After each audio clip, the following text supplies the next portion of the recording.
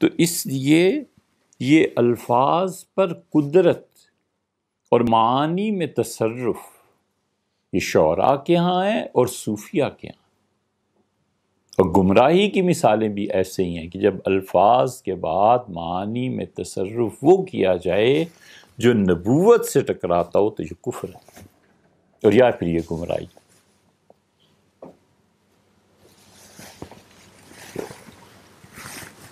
اللہ کہتا ہے وَاعْبُدْ رَبَّكَ حَتَّىٰ يَأْتِيَكَ الْيَقِينُ، اور اپنے پروردگار کی عبادت کر یہاں تک کہ یقین پیش آ جائے. اب یقین کا لفظ اس کے معنی میں تصرف وہ کرنا جو نبوت کے پیغام سے ٹکرائے، جتنا ٹکرائے گا اتنی گمراہی آئے گی. آدمی کہتا ہے کہ یقین کا مطلب ہے کہ اللہ کے ہونے کا یقین تمہیں آ جائے، اس وقت تک عبادت کرتے رہو.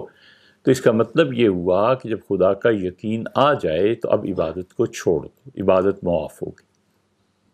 حالانکہ کھلا ہوا کفر ہے، کوئی بھی اس بات کا قائل نہیں رہا. اس سے صوفیہ کے ہاں جو الفاظ پائے جاتے ہیں ان الفاظ سے وہ کیا معانی مراد لیتے ہیں یہ دیکھنا ضروری ہوتا ہے. وجود ہے، اس انسانی وجود کی کئی پرتیں ہیں اور صوفیہ ہر پرت کی نفی کرتے چلے جاتے ہیں. وہ کہتے ہیں کچھ نہیں ہے، وہ کہتے ہیں نفی اصل ہے. پھر وہ کہتے ہیں لا الہ الا اللہ میں دیکھو کہ کوئی الہ نہیں ہے سوائے اللہ کے، تو نفی غالب ہے اس بات پر. تو وہ کہتے ہیں وجود کی نفی کرو اور اس نفی کو اس کمال تک پہنچاؤ کہ اثبات اور وجود ایک باری تعالیٰ کا رہ جائے، حالن بھی اور قالن بھی. اللہ کے ساتھ تعلق کس چیز کا نام ہے؟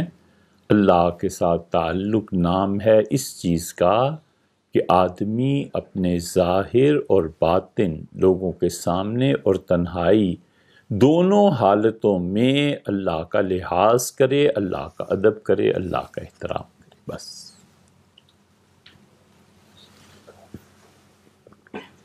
تنہائی ہے تو بھی اور لوگوں میں ہے تو بھی وہ اللہ کا احترام اور ادب اس چیز کا قائل رہے. تو رازی رحمت اللہ علیہ کو بڑے اشکالات تھے. انہوں نے چنانچہ خط لکھا اور ابن عربی کو اور ان کی ظاہر ہے چیزیں تھیں اس پہ اعتراض کیا. ابن عربی بہت بڑا دماغ تھا رحمہ اللہ، اور جو کچھ ان کے ہاں تھا ابن عربی رحمۃ اللہ علیہ کے ہاں بہت کم لوگوں کو ملا بھی ہے. اور اس عروج پر کون پہنچا ہے اللہ ہی بہتر جانتا ہے، مگر ابن عربی اور مثنوی مولانا روم رحمۃ اللہ علیہ ان جیسے لوگ پھر پیدا نہیں ہوئے. ابن عربی رحمۃ اللہ علیہ نے خود بھی ایک جگہ دعویٰ کیا ہے اور انہوں نے کہا ہے کہ میں آخری آدمی ہوں اس امت میں جو اس درجے تک پہنچا.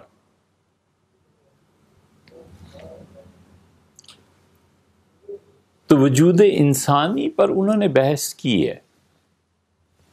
رازی نے اسی پہ اعتراض بھی کیے. تو انہوں نے ایک خط میں جواب میں لکھا امام رازی کو کہ آپ کا ایک دوست مجھے ملا اور آپ نے اس سے بڑے افسوس کا اظہار فرمایا کہ 30 سال پہلے آپ فلاں علم میں جس نتیجے تک پہنچے تھے وہ غلط ثابت ہوا ہے اور نئے سرے سے تحقیق اب شروع کی ہے.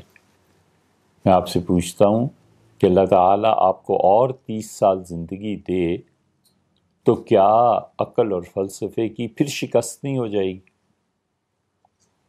پھر آپ کوئی بلڈنگ کھڑی کریں گے، پھر 30 سال بعد آپ کو خیال آئے گا کہ ہو تو غلط تھی. اور پھر وہ کہتے ہیں کہ رازی یہ جتنے علوم عقل سے ثابت ہوتے ہیں نا، ان میں تغیرات برپا رہتے ہیں۔ علم کو حاصل کرو اور اس ذات سے حاصل کرو جس کے علم میں زوال نہیں۔ روح کا قرب اللہ کے ساتھ،